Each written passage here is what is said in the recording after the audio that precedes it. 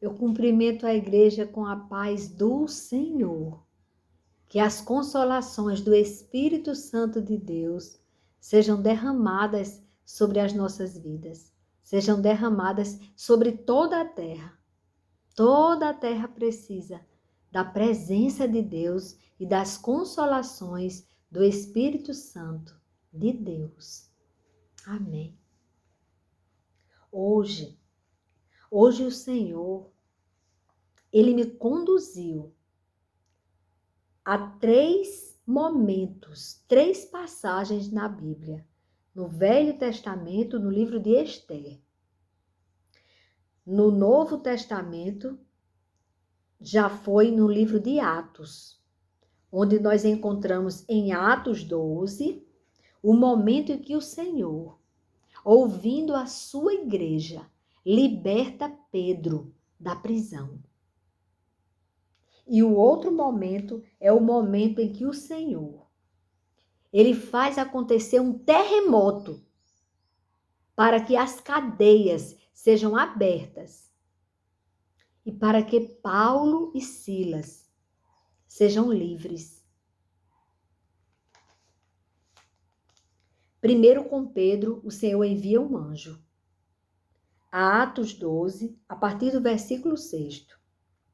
Pedro é libertado. Eu vou ler o versículo 5, porque ele vai falar por quê. Como foi que Pedro foi liberto? E assim Pedro estava guardado na prisão, mas havia oração incessante a Deus por parte da igreja a favor dele, a favor de Pedro. Tem libertação para o povo de Deus. Só é a sua igreja clamar. A oração, ela chega no coração do Pai.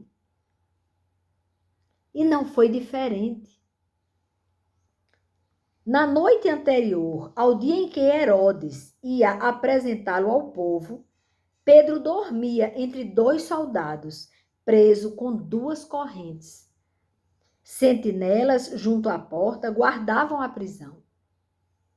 Eis, porém, interessante, Pedro dormia enquanto estava acorrentado com 2 soldados e ainda tinha 2 sentinelas, numa situação onde ele sabia que era para no dia seguinte apresentá-lo aos judeus para que ele fosse executado.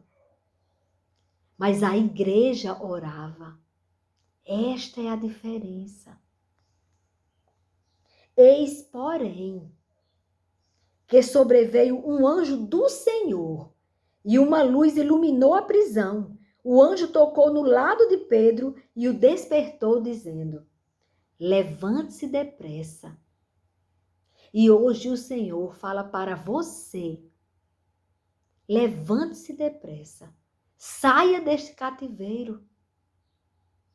Saia desta prisão que Satanás colocou você.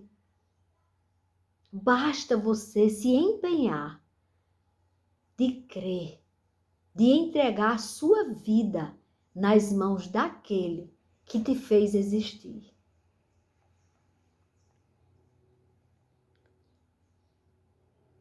E o anjo, então as correntes caíram. Quando o anjo disse levante-se depressa, as correntes caíram das mãos de Pedro. E o anjo continuou: coloque o cinto e calce as sandálias. E assim ele fez. O anjo lhes disse mais: põe a capa e siga-me. Então, saindo Pedro, o seguia, não sabendo o que era real, o que estava sendo feito pelo anjo. Ele pensava que era uma visão. Depois de terem passado a primeira e a segunda sentinela, chegaram ao portão de ferro que dava para a cidade, o qual se abriu, e saindo enveredaram para uma rua. E logo adiante o anjo se afastou dele. Então Pedro, caindo em si, disse: agora sei que de fato o Senhor enviou o seu anjo e me livrou da mão de Herodes e de toda a expectativa do povo judeu. Deus livrou ele. E agora, quando a igreja orava, ora, igreja, vale a pena entrar na presença do Senhor. Hoje eu vi um comentário de um pregador, que ele disse que você prostre-se diante do Senhor e só saia da presença dele quando você entender que vocês já são amigos. Não tenha pressa, não faça orações apressadamente. Não precisa. Vamos ter calma. Na presença do Senhor, não tem pressa de sair da presença dele. Só saia quando você entender que você pode chamá-lo de amigo.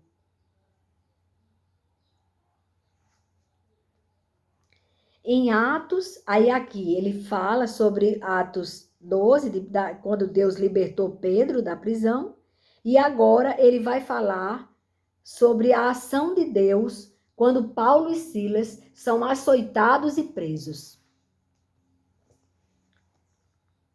Quando os donos da jovem viram que se havia desfeito a esperança do lucro, porque Paulo tinha expulsado um demônio adivinhador que vivia numa jovem, e essa jovem dava lucro aos comerciantes. Quando os comerciantes viram que o demônio saiu, acharam muito ruim, porque aquela moça foi liberta. Agarraram Paulo e Silas e os arrastaram para a praça, à presença das autoridades. Eu li o 19, o versículo 19 de Atos 16. E estou continuando. Agora vou no 20. E levando-os aos magistrados, disseram: olhe só, estes homens, sendo judeus, perturbam a nossa cidade, porque expulsaram demônio. A cidade estava satisfeita com os demônios. Propagando, dizendo que, acusando eles, viu? Eles estão perturbando a nossa cidade, propagando costumes que não devemos aceitar, nem praticar, porque somos romanos. Então queremos ir para o inferno como romanos. Então a multidão se levantou unida contra eles, contra Paulo e Silas. E os magistrados, rasgando-lhes as roupas, mandaram açoitá-los com varas. E depois de lhes darem muitos açoites, os lançaram na prisão, ordenando ao carcereiro que os guardasse com toda a segurança. Este, recebendo tal ordem, levou-os para o cárcere interior e prendeu os pés deles no tronco. Teve todo o cuidado para que aqueles homens não fossem soltos, porque a recomendação foi grande. Por volta da meia-noite, Paulo e Silas oravam e cantavam louvores a Deus. Por volta da meia-noite, quando as feridas dos açoites estavam ali no máximo de sua ardência, que é quando esfria o sangue, eles começaram a adorar a Deus, a orar e a cantar hinos, louvores a Deus. E os demais companheiros da prisão escutavam, porque eles foram ali para salvá-los. Esta é a verdade. O Senhor permitiu que eles passassem por esta aflição para salvar aqueles homens, e o carcereiro e toda a família do carcereiro foi salva. Porque de repente, enquanto eles cantavam e oravam, de repente sobreveio tamanho terremoto que sacudiu os alicerces da prisão. Todas as portas se abriram e as correntes de todos os presos se soltaram. Olha que livramento grande. E o carcereiro despertou do sono e, vendo abertas as portas da prisão, puxando da espada, ia suicidar-se. Mas pensou que os presos tinham fugido, mas Paulo gritou bem alto: não faça nenhum mal a si mesmo, estamos todos aqui. Então o carcereiro, tendo pedido uma luz, entrou correndo e trêmulo, prostrou-se diante de Paulo e Silas. Depois, trazendo-os para fora, disse: Senhores, que devo fazer para ser salvo? Eles responderam: creia no Senhor Jesus Cristo, e você será salvo, você e toda a sua casa. E hoje o Senhor fala isso para você que está me ouvindo. Creia no nosso Senhor Jesus, o Cristo, aquele que se entregou por nós, e será salvo você e sua casa. E pregaram a palavra de Deus ao carcereiro e a todos os que faziam parte da casa dele. Naquela mesma hora da noite, cuidando deles, lavou-lhes as feridas dos açoites. Logo a seguir, ele e todos os membros da casa dele foram batizados. Então, levando-os para sua própria casa, deu-lhes de comer e com todos os seus manifestava grande alegria por ter crido em Deus. E Paulo e Silas são livres da prisão.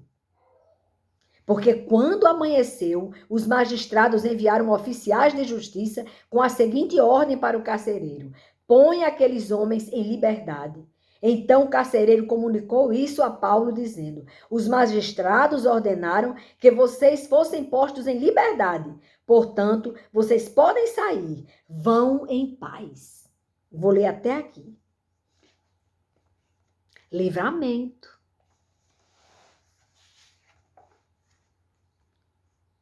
Esta é a maneira de Deus atuar. Na hora mais escura da noite, o autor do livro de Mananciais comenta dizendo isso. Na hora mais escura da noite, seus passos se aproximam por sobre as ondas. Quando está perto a hora da execução, o anjo vem à cela de Pedro e o liberta. Quando a forca de Mordecai está pronta, a insônia do rei o leva a uma reação em favor da raça escolhida, do povo de Deus. Alma, pode ser que você chegue às margens do pior antes de ser libertada. Mas o livramento virá. O livramento virá. Deus pode deixá-la esperando, mas ele não se esquece do seu conserto. E aparecerá para cumprir a sua palavra e vai libertar você. Há uma grande simplicidade na maneira como Deus executa os seus planos. Contudo, dentro dessa simplicidade estão seus recursos, que são mais do que suficientes para suprir qualquer necessidade nossa. Está a sua fidelidade, inabalável para com o filho confiante. Então, aquele filho confiante pode ter certeza. O Senhor é fiel para te guardar, para te livrar, para te socorrer, para transformar a sua vida. Aí ele dá outro exemplo. Através de um companheiro de prisão e depois de um sonho, o Senhor tira José da prisão e o leva ao posto de primeiro-ministro. Ele se torna o segundo homem no Egito. Primeiro é o faraó e Deus exalta José pela sua fidelidade para ser o segundo homem, aquele que vai administrar o Egito e salvar, livrar o povo da fome, do que ia acontecer. E o tempo passado na prisão livra José de se vangloriar. É muito importante você lembrar disso. O Senhor muitas vezes nos permite uma situação de humilhação, para que quando Ele venha a nos exaltar, nós não venhamos a nos vangloriar, a achar que foi nosso mérito, que nós conseguimos com a nossa força, com a nossa inteligência. E também para que nós possamos ter misericórdia daqueles que estão naquela situação que nós estávamos, para que haja amor, misericórdia, para que não venhamos a nos perder na vaidade da vitória. Devemos estar sempre com a lembrança bem acesa daquilo que passamos, das experiências, dos estreitos, das humilhações, porque é aí onde o Senhor nos exalta. O poder de Deus, ele se manifesta na nossa fraqueza. Quando o caso é mesmo desesperador, a providência de Deus tem 1000 chaves para abrir 1000 portas para o livramento dos seus. E nós somos dele. Sejamos fiéis e cuidemos da nossa parte, que é sofrer por ele, que é renunciar ao pecado. Quando você renuncia ao pecado, você está dizendo não para os desejos da carne, para os prazeres do mundo. Mas o que tem reservado para aquele que sofre em Cristo, que passa muitas vezes até por humilhações, como Paulo e Silas passou. Eles foram açoitados, humilhados e depois presos a correntes. Mas o Senhor honrou estes homens, libertou estes homens.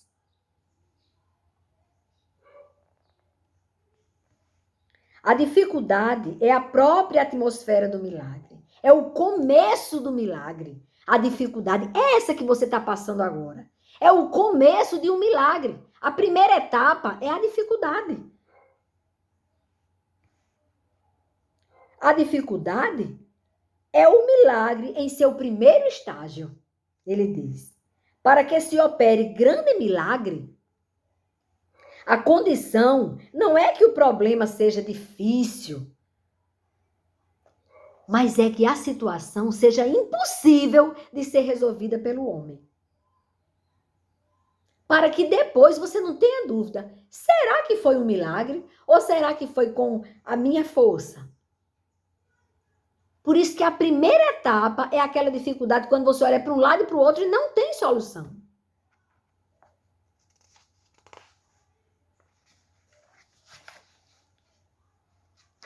E ele diz, ter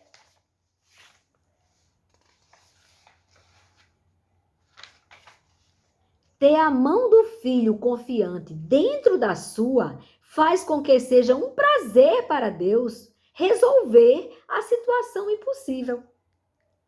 É como que naquele momento ele é aquele paizão. É como não, é verdade. Ele é aquele paizão amoroso que está segurando a sua mão e dizendo, eu vou resolver sim, vai dar tudo certo. Tenha calma, espera no Senhor. Porque todo aquele que espera no Senhor não é desapontado. Todo aquele que espera no Senhor vê a glória do Senhor acontecer. Vê a solução chegar. Creia tão somente e verás a glória de Deus. Espera nele. Confia nele. Ele é fiel para nos livrar. Amém, igreja? Ele é fiel para nos livrar. Ele é grande para nos socorrer. Espere em Deus. Confia nele. É tempo de confiar. É tempo de se entregar ao Senhor. É tempo de buscá-lo. Até que você só saia daquele lugar que você foi buscá-lo. Até que você entenda que ele é o seu melhor amigo. E que ele pode livrar você. Amém. Vamos orar, igreja. Hoje eu quero pedir oração por Mário Sérgio, por Rita de Cássia, Sheila, a tia de Thalita, que recebeu alta, graças a Deus, mas está convalescente em casa e precisando de nossas orações, porque o esposo dela foi recolhido. Eles foram internados e a complicação dele foi maior, porque Deus queria recolhê-lo e ela precisa agora das consolações do Espírito Santo de Deus, para que a saúde dela fique ainda melhor. Mas graças a Deus, ela não está mais no hospital. Ela já recebeu alta. Graças a Deus. Quero pedir por Hermínio ao Senhor. Quero pedir oração também por tia Neta, a tia de Betinha. E por Fátima, a cunhada de Betinha. Para que Deus chegue na vida delas, restabelecendo a saúde delas também. E eu peço também a Deus que chegue na vida de todas as pessoas que estão internadas agora, ou que estão em tratamento em suas casas, para que Deus restabeleça completamente a saúde destas pessoas, porque Deus pode. Eu também quero agradecer a Deus pela melhora, cada dia mais, de Darcos Alexandre, de seu Augusto, de Gustavo Maia, o atleta de Cristo. Cada dia está melhorando mais, está no tratamento, fazendo o tratamento de quimioterapia. E eu também quero agradecer a Deus, porque a minha filha Graciele, a minha filhinha caçula, que a semana passada foi diagnosticada com Covid, e tantos sintomas, ela também deu positivo, o esposo dela, o meu genro muito amado, Vitor, e os meus netinhos, Daniel e Luquinhas, eles não fizeram o exame, mas tiveram sintomas. Um teve febre e o outro foi com tosse. E como da minha filha foi diagnosticado e do meu genro Covid, então nós sabemos que toda a casa dela teve esse problema e está se recuperando. Mas eu louvo a Deus, porque eles estão se recuperando. Deus está tendo misericórdia deles e está socorrendo eles e tendo misericórdia de mim. Deus, nenhum momento se apartou de nós. O fato do contágio não é porque Deus esteja contra nós. O fato até dos que foram recolhidos não foi punição. O Senhor me avisou em 2019 que Ele ia recolher alguns milhares. E hoje eu entendo. A igreja do Senhor estava morna para fria. Precisava ser avivada. Estava suja, as vestes da igreja estavam imundas com as coisas do mundo, o relativismo, o evangelho mentiroso, que não prega o arrependimento de pecado, que fica pregando prosperidade. A prosperidade é uma consequência natural de todo aquele que busca o Senhor. Mas nós devemos buscar o Senhor para que Ele perdoe os nossos pecados e nos dê a vida eterna. Isso é que é mais importante. Então, por isso que nós estamos passando pela Covid. E eu louvo a Deus, porque estamos passando. Estamos. Mas Ele está conosco. Nós estamos vivendo um tempo de noite. Está escuro, não está um pouco escuro? Nós estamos vendo que essa noite parece tão longa, mas não está longa, não. O tempo do Senhor é perfeito. Ele não se atrasa. Ele já disse que vai acabar a Covid. Ele botou fim da Covid. Eu creio. Mas vai ser na hora que Ele quiser. No tempo certo. Ele não se atrasa. Nós é que estamos apressados. Então eu louvo a Deus pela melhora. Eu louvo a Deus porque Gabriela, a minha outra filha, que a gente mora no mesmo condomínio, e Gabriela mora a 3 casas de distância da casa de Graciele.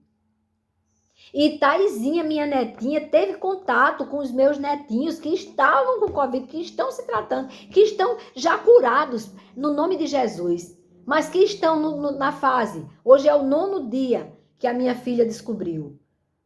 Então, eles estão ainda na fase de tratamento. E Thaís brincou com eles e tudo, minha outra netinha, e não contraiu. E Gabriela, que está o tempo todo abraçada e cuidando da filha, não contraiu. E nem o meu genro, Tibério. Então eu louvo a Deus pela providência de Deus.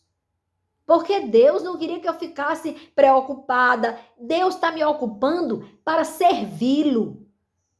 E Ele está cuidando dos meus, enquanto eu cuido dos dele.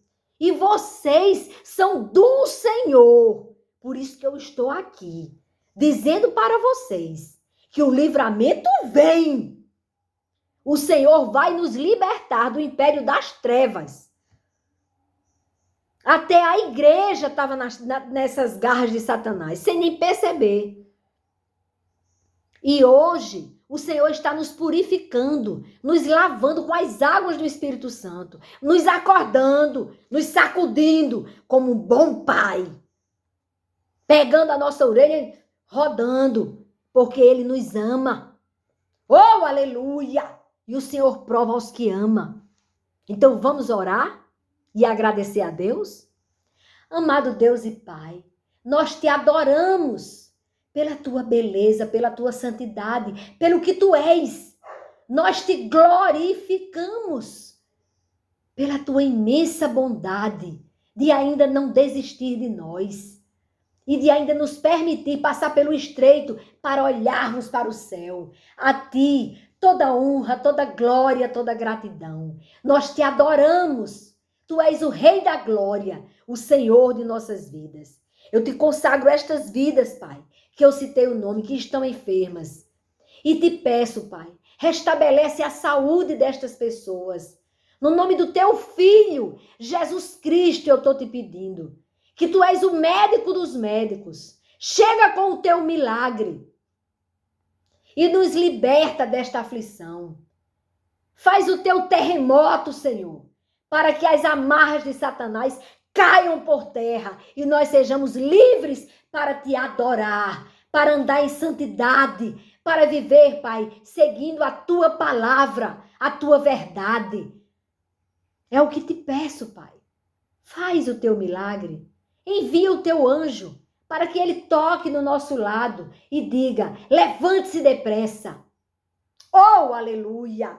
Senhor, a ti toda honra, toda glória, toda gratidão, toda adoração, pois tu és digno, Pai. Tu és digno. Nós te adoramos e te agradecemos por tudo isso. Amém. Amém, igreja. Deus é bom e a sua misericórdia dura para sempre. Ânimo!